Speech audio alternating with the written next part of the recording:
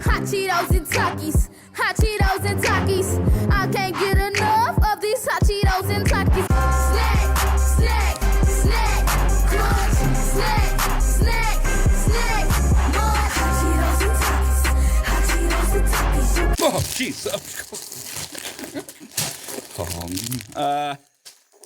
What's a Taki? Taki? What's a Taki? Oh, you lovely people.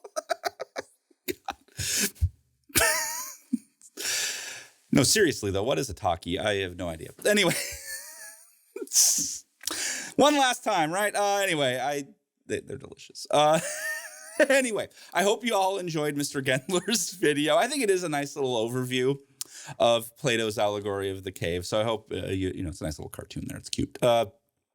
Now, as Mr. Gendler notes in the video, there are a lot of different interpretations people have for the allegory of the cave, and as the video, as Mr. Gendler mentions, one common interpretation, of course, is that this is about the task of philosophy, as, learning philosophy is a struggle of getting out of the cave. And then teaching philosophy is then symbolized by returning back to the cave. And so, of course, when Plato wrote this, right, Plato knew that most of his readers would immediately know that the allegory of the cave is basically just talking about Plato's teacher, Socrates. So it's kind of cute, right? You have Socrates, the character of Socrates in that reading, telling this story, this allegory of the cave, which is describing the actual real Socrates, who, of course, by that point, the real Socrates was dead when Plato wrote this. We'll get to that soon enough. But in any case, we might ask ourselves then, well, how did the real Socrates end up leaving the cave, as it were? How did the real Socrates how was he freed from his chains of ignorance there in the cave? Yeah, how did he leave the cave? How did he ascend towards seeing the truth? And to understand this idea, we can turn to, that's where we have the Apology, which was also written by Plato. And as I mentioned in this first video for this module, most historians do believe that this is a fairly accurate representation of what Socrates probably did say at his real trial. So remember, as I said, Socrates was put on trial for the crimes of impiety and for corrupting the youth. The idea is, of course, is that Socrates is accused of going against religious standards and then teaching young people to do the same thing. That's the corruption of the youth part. Now, if you just go to the very beginning of the Apology, just the opening line there, we can see how Socrates opens this up. He says, "To what degree, gentlemen of Athens, you have been affected by my accusers, I do not know. I, at any rate, was almost led to forget who I am. So convincing did they speak, yet hardly anything they have said is true." Yeah, I don't know. Why not? Now, clearly, it's worth noting that Socrates is not saying he is sorry. This is not that kind of apology. He is not sorry. As by the end, you figured that out, I assume. But anyway, the title of this apology, it comes from the Greek apologia, which just means a speech in one's own defense. Apologia, a speech in one's own defense. And so Socrates here, of course, is literally defending his life. That's this apology. It's a defense of his life because his accusers want the death penalty for him. There's no secret there. So this is Socrates literally defending his life. And in particular, Socrates is defending his way of life, his life as a philosopher. The opening that I just read there sets the tone and the direction for the entire dialogue, because Socrates is saying there in that opening paragraph that he almost forgot who he was. So persuasive did they speak, right? And so this whole apology, this whole defense is a recollection where Socrates is recalling, just who am I? Just who is Socrates? And that's the answer this defense has, is who's Socrates for real?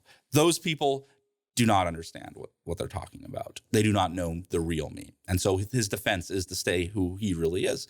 And Socrates' answer will be based on the idea that Socrates is a philosopher. He is a lover of wisdom. And so Socrates, part of Socrates' speech is him just recollecting how it is he became a philosopher. That is how Socrates was able to have his chains broken and how he was able to leave the cave through philosophy. And he does this with a story about the oracle at Delphi. I don't know if any of you know about the oracle at Delphi. Maybe you've seen it in other classes or talked about it, maybe history. But the oracle at Delphi was renowned in the ancient world in the time of Socrates, because someone would go to this temple and ask the priestess there a question, and the priestess would answer in a way, she would answer in a way that was, well, it often caused surprises, let's say. Because, for instance, the rich king Croesus, some of you have probably heard about being rich as Croesus. It's an old saying, I guess. But the king Croesus of Lydia once asked the oracle, should I go to war against the Persians?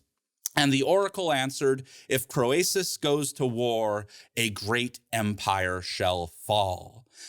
A great empire shall fall. And Croesus was like, all right, I'm going to war, baby. I'm going to knock down that Persian empire. But sorry, king of Lydia, Croesus, it was your empire that fell when he went to war. So he, again, what they say is interesting, to say the least.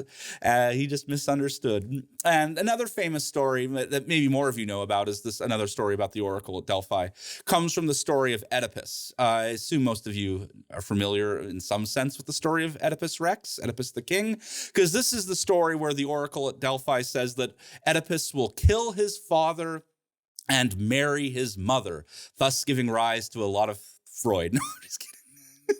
No, the oracle says Oedipus will kill his father and marry his mother. And so when Oedipus finds out that that's the prophecy for him, Oedipus tries to do everything in his power not to do those things. He does not want to kill his father. He does not want to marry his mother. But, well, read the story. Through all sorts of cruel twists of fate, by trying to defy the oracle, he does the oracle's prophecy. He does kill his father. He does marry his mother. And he gets lots of further punishments because he tried to fight fate. Now, Socrates, of course, knows these stories. And so Socrates' story is about his friend, Chaerephon, who goes and visits the oracle. And Chaerephon asks, who is wiser than Socrates? And the oracle answers, no man is wiser than Socrates. And I just love imagining Socrates saying this in front of the jury, right? The jury is like, whoa, what? And then Socrates is like, settle down, and then Socrates is like, look, calm down, y'all. I'll explain what's going on here. Because he just said, I'm the wisest person. The oracle said so. Anyhow, as I said, Socrates would know the story of the king of Croesus of Lydia. He would know the story of Oedipus Rex. And so Socrates is very curious about this oracle. Again, the oracle saying no one is wiser than he is. And so Socrates wants to investigate this. He wants to determine what could the oracle possibly mean. Because, Socrates is perplexed. He thinks, Socrates doesn't think he's all that wise or clever. So he's like, this can't be right. And so Socrates then wants to go out and find someone who is wiser than he is. And so Socrates starts questioning people about things they claim to know. So first, Socrates says he talks to the politicians, but he quickly discovers that the politicians do not know the things that they claim to know. Like politicians today. In any case, Socrates questioning these politicians, it concerns him because you have these politicians who claim to govern in the name of justice, religious piety, and in ethics and morality. And yet these politicians, when Socrates starts asking the politicians about those things, Socrates discovers that they don't seem to know that much about justice, about religious piety, about ethics. It's like in the Euthyphro, right? He asks about piety and holiness and finds out this person who claims to know doesn't seem to know. And so Socrates is concerned that if you're going to rule in the name of justice and you don't know what it is, that seems to be a problem. Socrates then, I don't know why, for the fun of it, I guess, talks to the poets. And while the poets claimed, he said, to know a lot about poetry, he discovered they couldn't really explain much about their own poetry. I mean, I think the idea here is think of someone like Taylor Swift. When you are young, they assume you know nothing. My wife doesn't like her. I think my wife is on the, what's her name, Katy Perry side of this feud. Swish, swish, bish. But whatever, I like Taylor Swift. Anyhow, great music. I really think she's a gifted songwriter. But if you hear her explain her music, I was kind of thinking a lot about the concept of a reputation. every poet you talk to can do beautiful things, but when you ask them about it and they try to explain it to you, it's often makes it less enjoyable because you're like, is that what? No, it can't be. You're right. And so Socrates concludes that artists and poets must have some kind of divine inspiration where the gods speak through them and allow them to do this beautiful stuff, but they can't really explain where it's coming from or even necessarily what it means. But again, what concerned Socrates here was that because the poets were successful, good poets, but they also claimed to then be experts in other things, like justice, like religious piety, like ethics. I think I'm a good poet, so I must know a lot about justice, religion, ethics. And yet again, he asked the poets these questions, and it's just like the Euthyphro again. They don't know that much about justice, about piety, about ethics. And then Socrates goes and finally talks to the craftspeople, the artisans, the people, who make the shoes, the pots, and the carpenters, and all the other stuff. He talks to these people, and he did discover, hey, yes, they know how to make stuff. They know how to make the shoes. They know how to make the pots, and they can explain it, and they can teach it. That's cool. But outside of that, outside of their techne, their skill, he thought they really didn't know much about what they were talking about. Again, Socrates was concerned that these artisans had technical expertise. They had the techne, recall, for making stuff. But the artists then also claimed to be experts in things like, again, justice, religious piety, and ethics. And once again, it's like the Euthyphro. Once Socrates starts asking them questions, he just discovers, I guess, that they really don't know that much about justice, religious piety, and ethics. And so again, what Socrates is discovering through this constant questioning of others about these important matters, justice, religion, ethics, Socrates discovers what we call today Socratic ignorance, which is the ignorance of things concerning ethics, morality, and values. And Socrates quickly just concludes that everyone seems to have this ignorance. Everyone just don't really seem to know what they're talking about. Everyone I talk to, I'm trying to find that person wiser than me, Socrates is thinking, and yet none of them know the things that I thought they knew about. They don't seem to know the things they seem to think they know about. And so then how is Socrates the wisest if everyone seems to be equally ignorant of these things? And Socrates then immediately realizes he is the wisest because seems to be the only person who is actually aware of his ignorance. This is known as Socratic wisdom. Socratic wisdom is knowing that one is ignorant about ethics, morality, values. And that, you're my friends now. My friends, that's when Socrates' chains break. Socrates' wisdom, his awareness of what he does not know, sets Socrates free to finally leave the cave.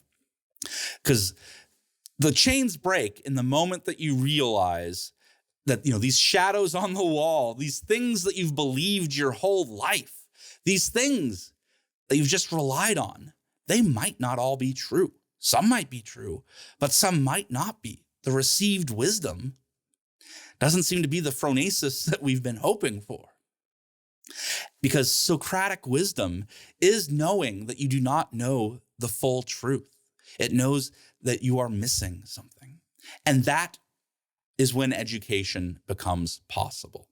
Again, education students out there, I hope you have to know your own ignorance in order for the education process to begin. Otherwise, there's no point to education because no one feels they need to know or learn anything. And so again, the chains fall. Education becomes possible. You are now able to leave the cave because you want to explore and find that true knowledge. And so what Socrates is then saying here is that the essence of philosophy, the essence of the study of ethics, the essence of all these things is at bottom humility, knowing that you do not know. Again, that's Socrates' wisdom, why he's the wisest. This Socratic wisdom, this humility. This is just recognizing that the fundamental questions of human existence about how we ought to live our lives, again, the things we've been talking about all semester, ethics, morality, religion, these fundamental things have no obvious answers.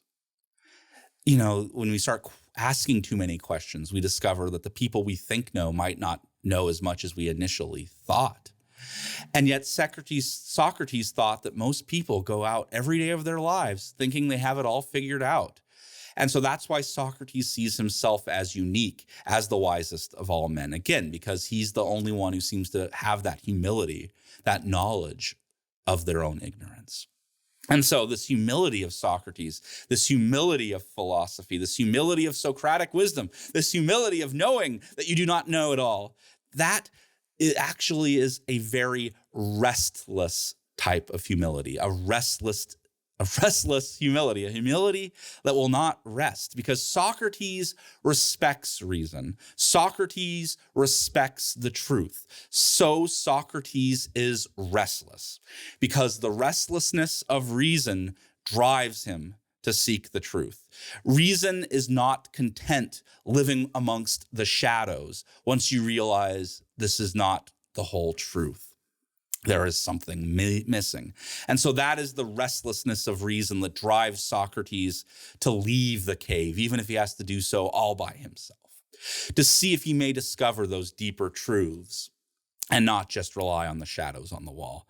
And so, and Plato does believe that Socrates, of anyone, probably got the closest to the truth as anyone might be able to. And well, then of course, Plato, what are those truths? What can we say? I mean, what can we really say? How does one explain the sun outside the cave to those who live in darkness? How does one explain what a cool breeze feels like to someone who only knows the stagnant air inside the cave?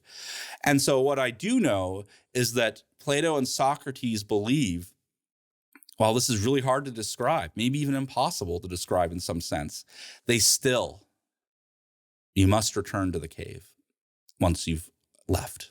You must return and try to do the impossible. But before we go into the return to the cave, that has been rather deep. So let's take a snack break. I think I still have some Cheetos here. Oh God, it's intoxicating.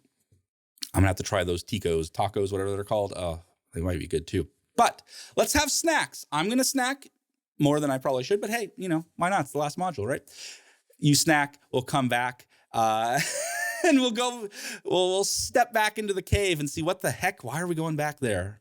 I'll see you back here in a moment.